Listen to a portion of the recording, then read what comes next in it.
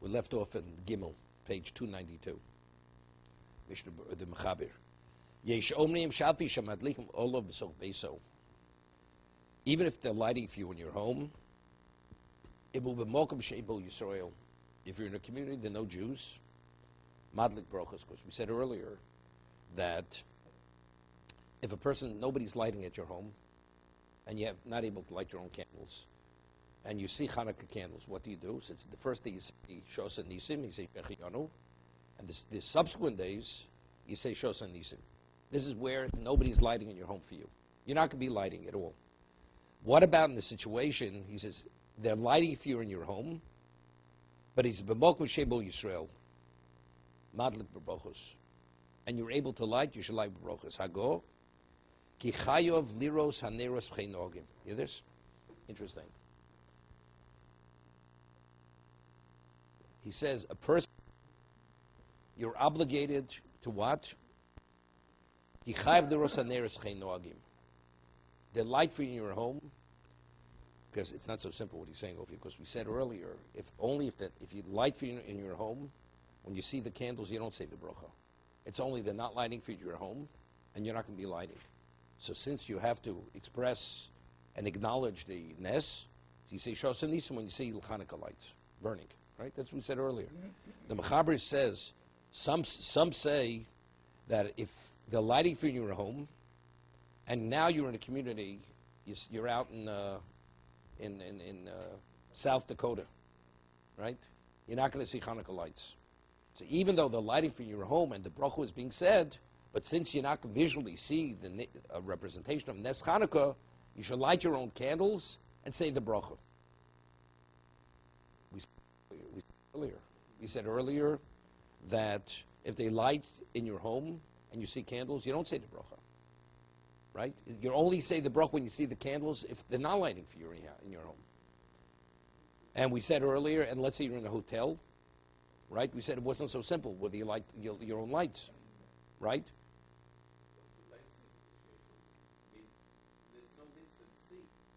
No. In Stamford, no, that's lahadlik. But what about Shos and Nisim? You're acknowledging the miracle. There's a mitzvah to acknowledge the miracle, preferably through lighting. If not, even seeing, you should acknowledge it by making the bracha. Shos and Nisim avoseinu. Wait. He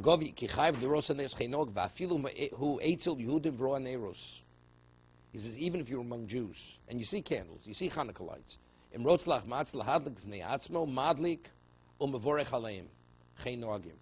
he's coming out like this. Your wife is lighting in your home, or let's see, your children lighting in your home. They're being lit, your candles being lit, Hanukkah lights, and you're in a community, even though visually you're going to see the candles by others, but you're able to light your own candles. You're in a hotel, and you can light your own candles. If you want to be machmir, you should light even with the bracha. And he says that's the minhag, to light with the bracha. Even if I recalled that it's best to have in mind that you don't want to be yotzi with the candles that are being lit in your house. And like this, because if you are, it's not so simple you can say a bracha. Lighting is not a problem. The bracha is the problem. Okay, let's see the Mishna Berura Gimel.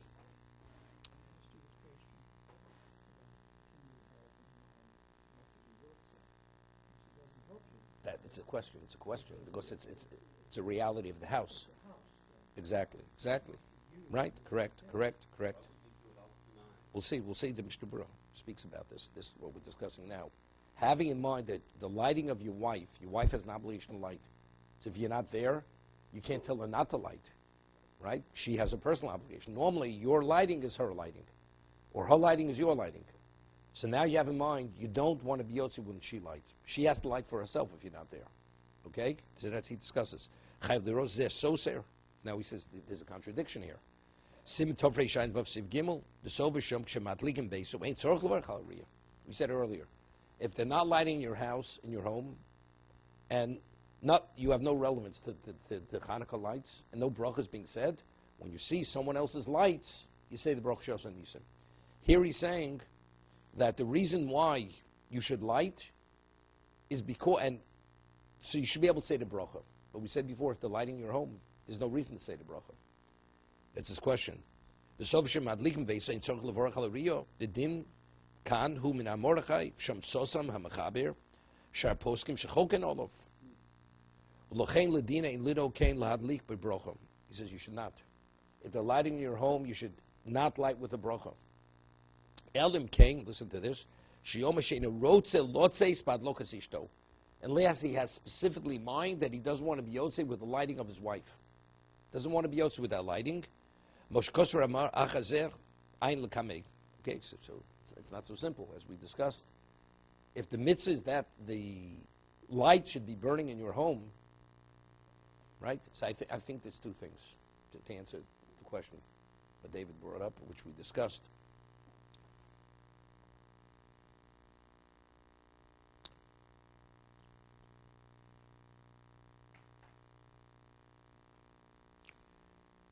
The mitzvah is that light should be lit in your home for the sake of the mitzvah of Hanukkah, lighting. Okay? What is bracha? Abyotzi with the bracha. Wait. But we see the bracha is unrelated to what? Unrelated to the lighting. Because a person doesn't light and you see someone else's Hanukkah lights, you do say the bracha, right? So you say the bracha. So even though I may be yotzi with the lighting, when I say I don't want to be yotze with her hadloka, I don't want to be yotze with her brachos. So the bracha that she says, Shasa Nisim, I'm not yotze with that bracha. That's what I'm not yotze. So normally when she says the bracha, Shasa Nisim, if I want to be yotze with the bracha, I can be yotze with the bracha. So therefore he said earlier, then if you come upon somebody else's lights, you don't say Shasa Nisim. Because Shasa Nisim was said in your house. But what about if you have in mind, I don't want to be yotze with that bracha? So even though in terms of the candles light being lit, they were lit for the sake of the mitzvah, but the bracha is enough, that's an acknowledgement. In addition to the lighting, there's an obligation to say a bracha to acknowledge that what that lighting represents. I don't want to be also with the bracha.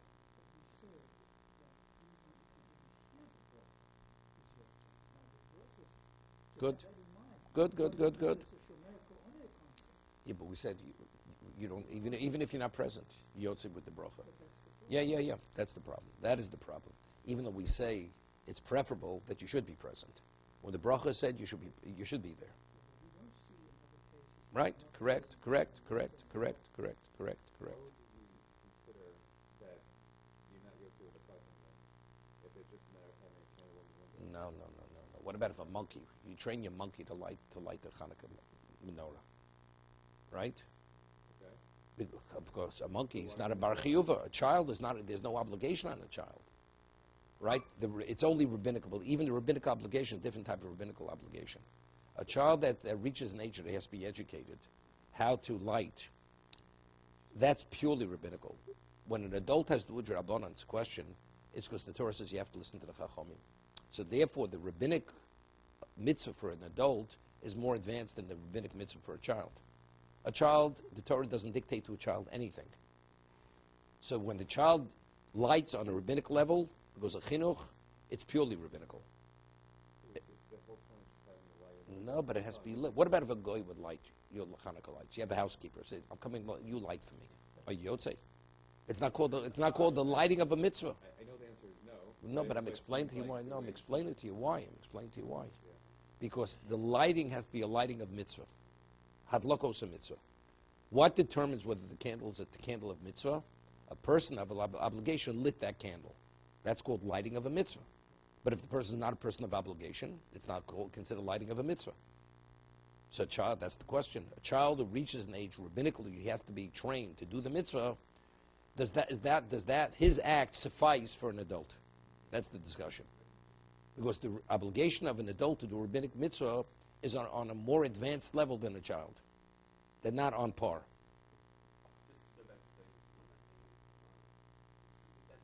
It's not even negative kavanah. Wait a second. This is not negative kavanah. Negative one is a whole different concept. You're at Kiddush. No. Shemei Kona. You're at Kiddush. You have in mind, and somebody says, I want to be motzi, you have in mind that you don't be yotze. Are you yotze, not yotze? This is not even a question. To be yotze with somebody else's action, negative kavanah that we always discuss is when you do the mitzvah yourself, and you have negative kavanah, you don't want to be yotze, does that negate the mitzvah? But to link two people together, if one doesn't have a mind, you want to be covered by the other person, there's no linkage. It's understood now.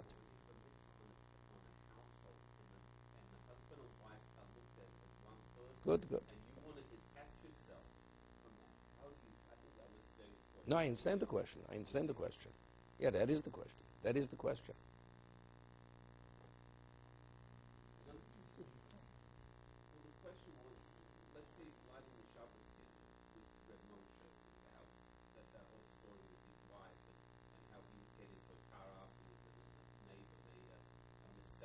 Misunderstanding.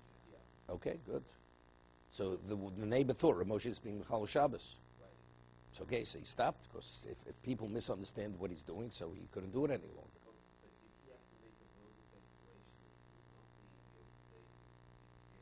No, that's explicit. There's a Rav in Shabbos. The law is, people should know this, okay? When a mother lights Shabbos candles, that's Kabbalah Shabbos for the daughters. A man doesn't accept the Shabbos till it says Mizur Shili Yom Shabbos in Shul. This is if it's before sundown. After sundown, it's irrelevant you accept Shabbos or not. But pre-sundown, the moment the woman lights candles, for all the women, the household, all the women have accepted Shabbos. Unless one of the daughters says, I don't accept the Shabbos. But if the woman doesn't say, I don't accept the Shabbos, she's accepted the Shabbos. But men, it's a given, men don't accept the Shabbos with the lighting of the candles. Nah. It's only discussed regarding women. It's different over there. That's Kabbalah Shabbos. That's Kabbalah Shabbos. The lighting of the candles is accepting the Shabbos.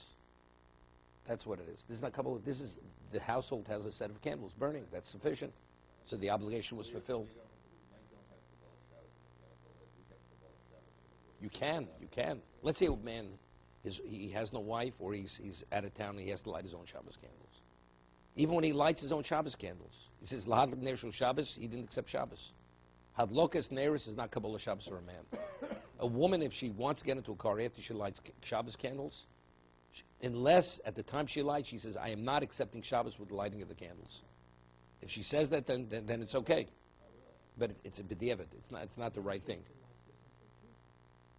No, okay. Yeah, right. It's like Yom Tif. It's like a Yom Tif lighting.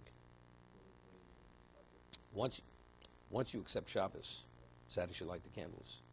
Yom Tif, when you say Latlik Ner Shel Yom Tif, so then she lights it, right? You always say the bracha prior to doing the mitzvah.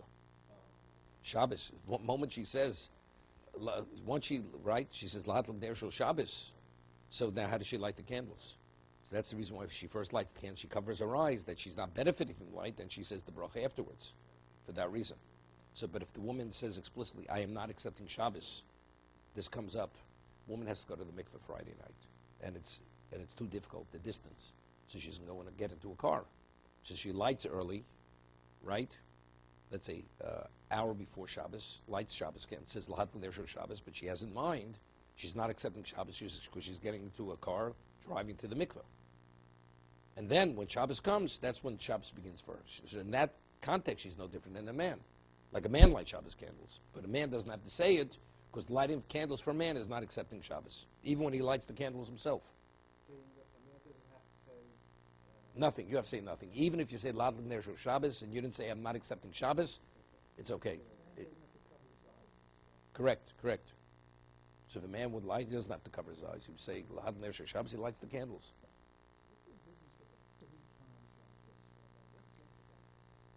You know, when we say Boi Chala, or Boi, right? What is that? We're welcoming the Shabbos bride to come in. When the woman, that's when we accept, that's right, then we say Mizmor Shel Yom Shabbos. So the woman, by going this way, she's accepting the Shabbos upon herself. It's the gesture. That's what that represents. I don't know why the three, but... No, that's the Havdalah candle. That's Havdalah candle, not the Shabbos candles. Yeah. Just don't get the wick too close to your nose. And make sure to put it out before you put it too close. Okay.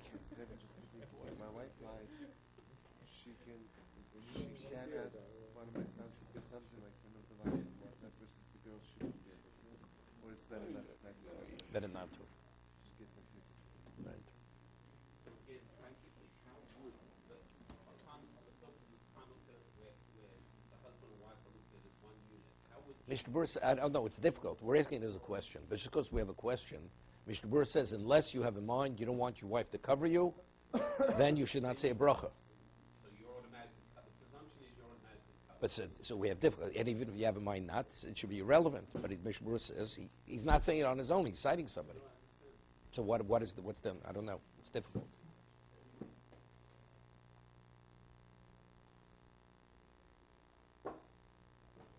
You know, it's interesting. When you raise children, you know, there's certain things, once you would develop a behavior pattern, once it's in place, it's in place. Even later in life, you have difficulties or you have questions, so you don't have an answer because you do it naturally. But let the child say, well, in this context, in that context, you don't do it. And then now the child becomes an adult. It's going to be very difficult for that child to do the thing. Because a person naturally, when something's difficult, you always find a reason not to do it. As a child, you always do it. Finished. Why do we do it? That's the way we do it. So the child is conditioned. That's what we do it. You know? Now, when you become older, under certain circumstances, but that's the exception. Otherwise, the foundation is a very weak foundation. So therefore, you're going to vacillate continuously. You know, it's like, you know, a parent says to a child when he's 3 years old, so what would you like I should prepare for supper tonight? Understand? And what school would you like to go to? You know, the parent is consulted with the 3-year-old. Yeah, so okay, so the 3-year-old believes he has a say in his life and what type of education, what to eat, what. And parent provisional, I'm not interested. Okay, you know? So what would you like for me to make for you? When I grew up, parents said, you're not interested? Don't eat. Finished. That's it. You need supper. That's the way they used to raise children. And they didn't ask you what you wanted. You know, tonight that's we have a supper. You're not interested? Okay, so don't eat. It's only in America it's like that. Okay. In European countries it wouldn't be like Okay. So when you wait 6 hours online to buy a bread, okay, Right. of course it's not that way. There's no second chances. Okay.